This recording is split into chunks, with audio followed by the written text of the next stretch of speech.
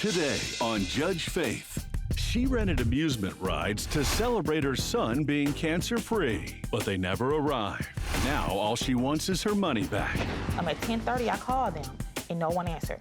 So I called her cell phone number and no one answered. I called 10 times and I also have documents of when I called. We can't set up mechanical equipment in the rain. That's also in the policy. Okay, so you mean to tell me he read 2 pages, what's stated in this contract, over the phone to her? And later, she says she was helping her friend out by renting her room in her apartment. But her friend claims she never knew she was expected to pay full price. Initially, when she first came in, she didn't have all the money, but she she was dramatic and broke down crying, telling me she needs some lipstick. She could have easily said, Tiffany, I'm sorry, but I can't let you stay here. Like, friendship and conversation does not pay the bills. When you know the jig is up, when you know you've come into court and lied, this is the part where you stop lying.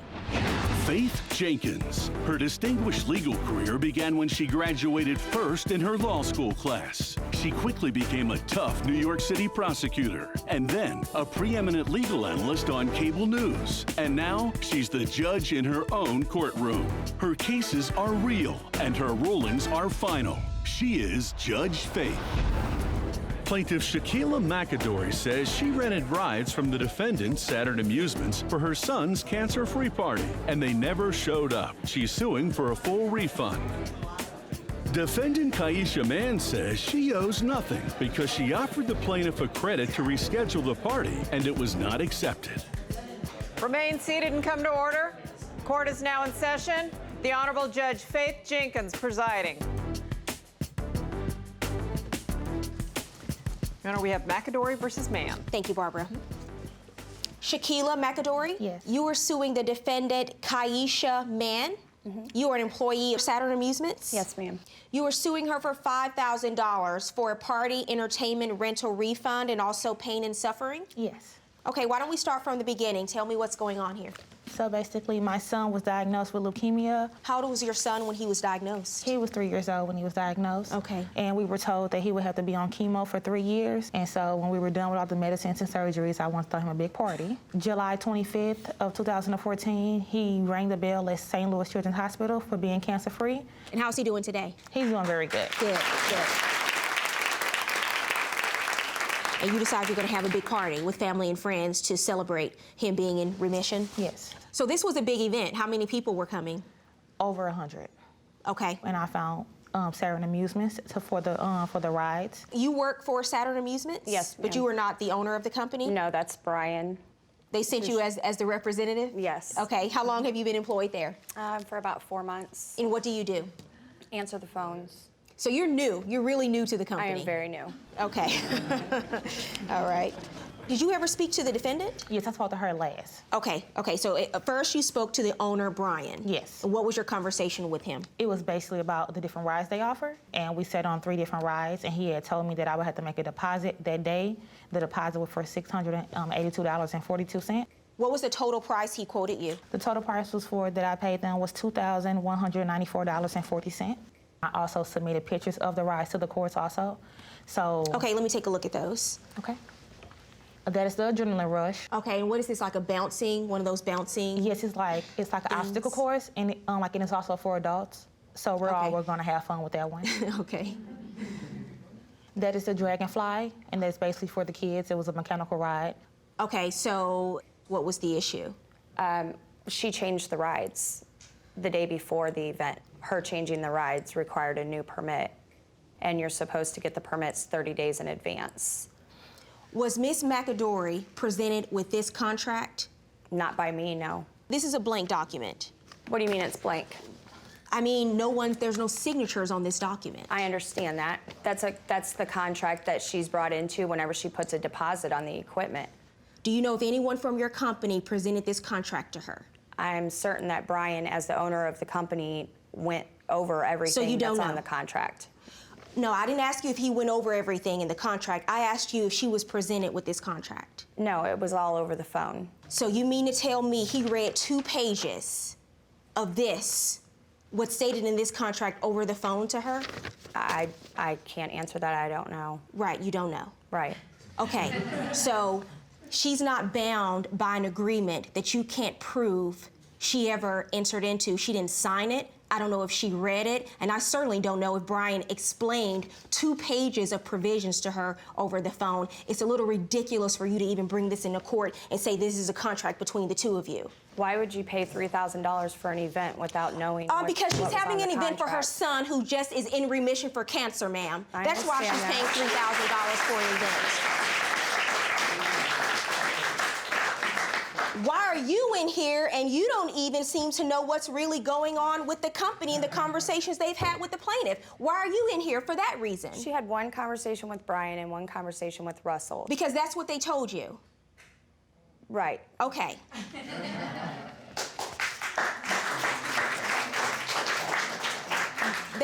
They had enough conversations to take her money. We know that much. What happened on the day of the event? So the day of the event, before September 5th, I had spoke to her, and she had said what time should she be at the event for the rides, to set up and everything. And I told her be there around 10:30, 11, because the party started at 2 p.m. You spoke to the defendant? Yes. Okay, so you have a conversation with her the day before. Did that conversation happen? Yes. So September 6th, I go. So you didn't tell her at that point, we can't do it because we don't have a permit, I need 30 days notice?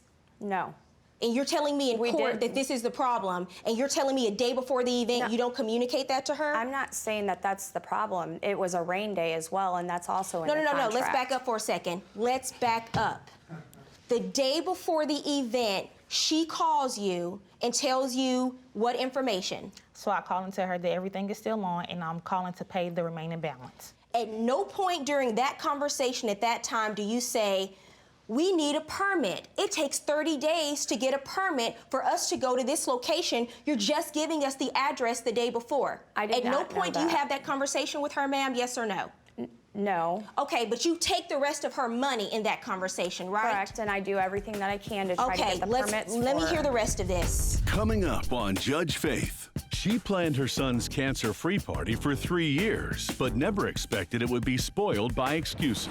So I start calling around 10:30, and I called them 10 times. And then she called me back at around 12 p.m., and she said, oh, we can't come because we didn't get the permit. She had to track you down to get that information 2 hours before her son's cancer-free party? And later, Judge Faith decides if the room was really for rent. After she had told me that she got fired from her job, I told her, I said, I don't have any money to pay. And so like that, I said, I can try to meet you halfway. And I told her, I said, I can give you $100 for next month for next rent. What was the agreement? Did she or did she not tell you you did not have to pay rent for November and December?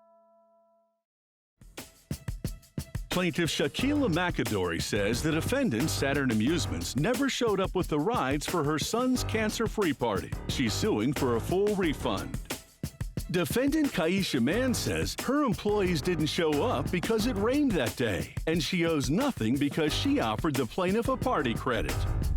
So the morning of, I'm getting food, I'm going to the hall, getting the balloons and everything. At 10:30, I called them, and no one answered. So I called her cell phone number, and no one answered. I called 10 times, and I also have documents of when I called. And then she called me back at around 12 p.m., and she said, oh, we can't come because we didn't get the permit. And I said, okay, I thought this was handled months ago because no one told me they never had the permit. And I just spoke to you yesterday, and you told me that everything was fine. Ma'am? The day of the event, it rained, and that's in our policy too, So she calls you the day of the event, and what do you tell her? that we could not be there. And you didn't call her to tell her that morning? No. She had to It was- track you down to get that information 2 hours before her son's cancer-free party? We can't set up mechanical equipment in the rain. That's also in the policy. She's paid you $2,194, and she doesn't even get a courtesy call from your company? Why would she throw a party in the rain anyways? That's what I don't understand. It's Let me tell you lightning something. and storming out, and you're gonna have a carnival.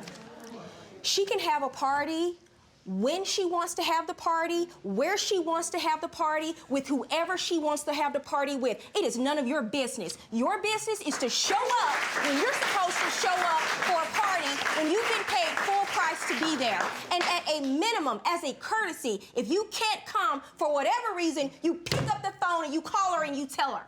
This is what I want to know. Why are we here? Why has this woman had to sue your company to get a refund for the money she paid you for this party? Because we tried to reschedule the party and she doesn't want to reschedule it. Listen, she doesn't want to work with you. 2 hours fine. before the party, she has to track you down. She's gotten her money Listen, back. She got her money back already through merchant services right here. did your credit card at any point refund you the money that they paid them after an Yes. investigation? How much? Of 15 for the Bank of America card. It was the 1511.98, but they also stated up in the letter saying this is an ongoing investigation, and if they deny it, then I have to pay the money back.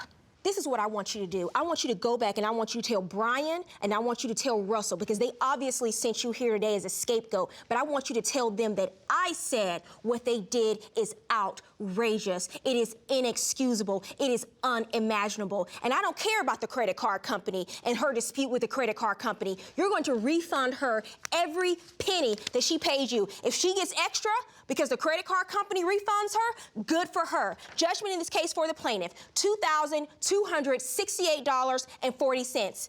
Pay her the money.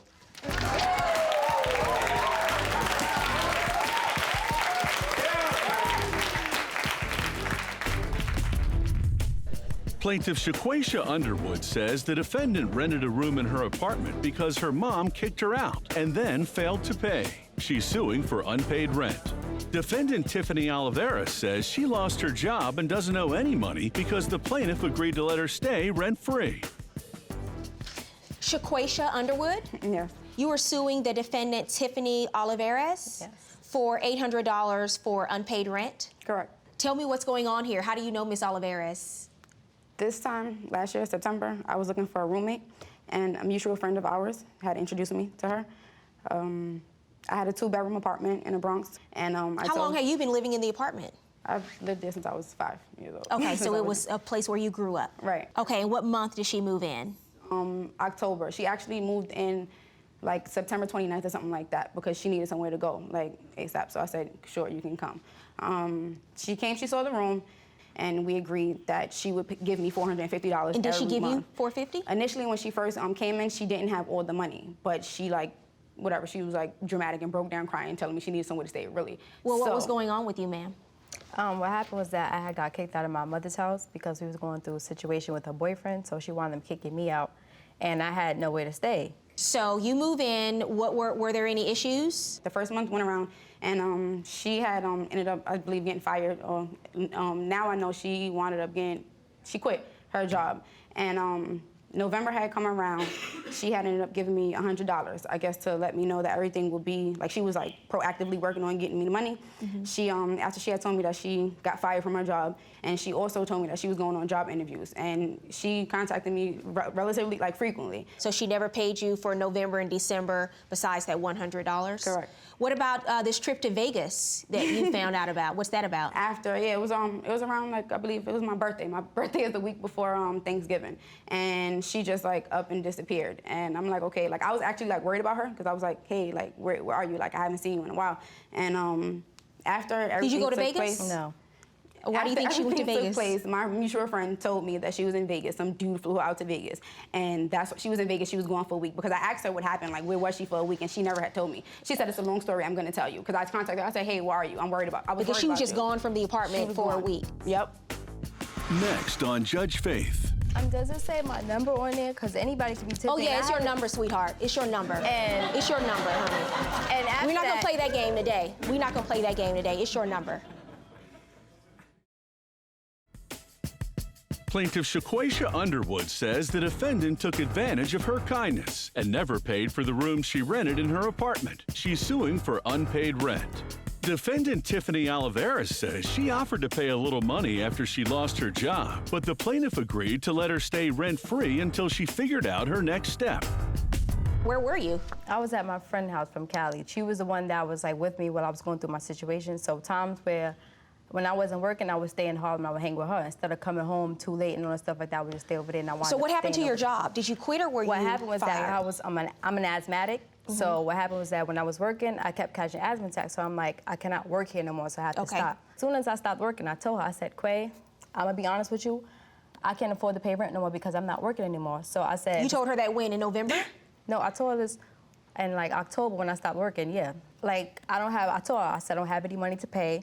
and stuff like that. So I can try to meet you halfway. And I told him, I said, I can give you $100 for next month, for next rent. Okay, but you say, according to you, she said you don't have to pay any rent for Right. November. And so Right. you stayed there in November rent-free, Yeah. basically, because she, felt sorry for you? Yeah, I don't or- know. My whole thing is that if, I told her what it was, and if she felt like if $100 wasn't enough and she wanted her $450, she could have easily said, Tiffany, I'm sorry, but I can't let you stay here. Like, friendship and conversation does not pay the bills and But stuff. she said, you're saying she never came to you and said, you need to pay the rent, this Yeah, money is no. due. What was the conversation like before you moved out about rent? or We wasn't anything? really, conversating because, when she was going, or even around Thanksgiving, she kept blocking me out the house. What's the significance of you telling me that you were locked out at some point? I'm just telling you, the stuff that she was doing because of the fact that I guess I didn't pay her what she wanted and that we agreed on the $100. But I don't understand that, and so that doesn't make sense to me. You tell her I can't afford rent, and she says, oh, okay, well, don't really worry about it. But then you're telling me she's locking you out because you're not paying rent. Which is it? It's not. It's one I or the said other. that, I'm saying that the stuff that she did because I'm thinking that maybe she's doing this because of the fact that I am staying here all for $100, so I'm thinking that she feel some type of way about me still staying here instead of saying, Tiffany, I'm sorry, you can't stay here. You need to pay $450 or get out. And I just felt like she didn't, she told me she accepted the agreement that we had, but then she still was thinking well, I because don't you're really saying want her she here. never, ever, ever approached you about paying rent. Right. And she let it all go, and Right. she's just saying she you get thinks to she doesn't stay have to there. do anything. She wants to live scot-free. You guys never had anything in writing. It was No. a verbal agreement, but I have some stuff. What do you have? Text messages. I will text messages from beginning to end. Oh, okay. Well, let me see those. Am I going to see something in these text messages that's different from what you've told me in court No, today? I hope it's my number. You say you moved out in December, and you said in your answer that she never asked you for money and there was no communication. Tiffany, Yes. that is you, right? Yes. Okay. I wanted to know about the rent. You said for November and December it should be here by the 21st. You respond, yeah, I'm waiting for my check. They told me 2 or 3 weeks it should be here by Christmas or New Year's, one of them in between. Okay, cool. Does it say my number on there? Because anybody could be Tiffany. Oh, yeah, and it's I your haven't- number, sweetheart. It's your number. And- It's your number, honey. And after We're not going that- to play that game today. We're not going to play that game today. It's your number. And now, Judge Faith rules. So, according to these text messages, I mean, when you know the jig is up, when you know you've come into court and lied, at some point you got to start telling the truth. And when you know I have the text messages and I'm reading them, this is the part where you stop lying, okay? I asked you 3 times about the conversation you had with the plaintiff in regards to the rent. And you told me that she told you not to worry about the rent. And more importantly, you told me she never brought it up again. But that's before you knew she had the text messages. She saved all of your text messages, and she's asking you about the rent all over these messages. You left at the end of November, and she's still texting you in December about the rent. Your response isn't, I don't know what you're talking about. You told me I didn't have to pay rent. No, this is your response. I'm waiting for my check. They told me 2 to 3 weeks it should be here by Christmas or New Year's Eve. So I want you to explain to me, did she or did she not tell you you do not have to pay rent for November and December? Yeah, after I gave her $100, that was it. No, she didn't. And No, after she that- didn't. She's asking you, she's text messaging you in December, asking you what's the deal for November and December rent. See, that's why I love text December- messages. I keep all Right. my messages Yeah. because December you never wasn't know there. when you're going to have to pull those messages back up because you have no other evidence. There's nothing in writing. December, I I have wasn't at one her person's house. word against another. You can stop talking. This is done. You know, you probably went to Vegas too. So you probably went to Vegas too. So I hope you had a good time turning up in Vegas because it's time for you to turn over $800 you owe her in rent. Verdict for the plaintiff.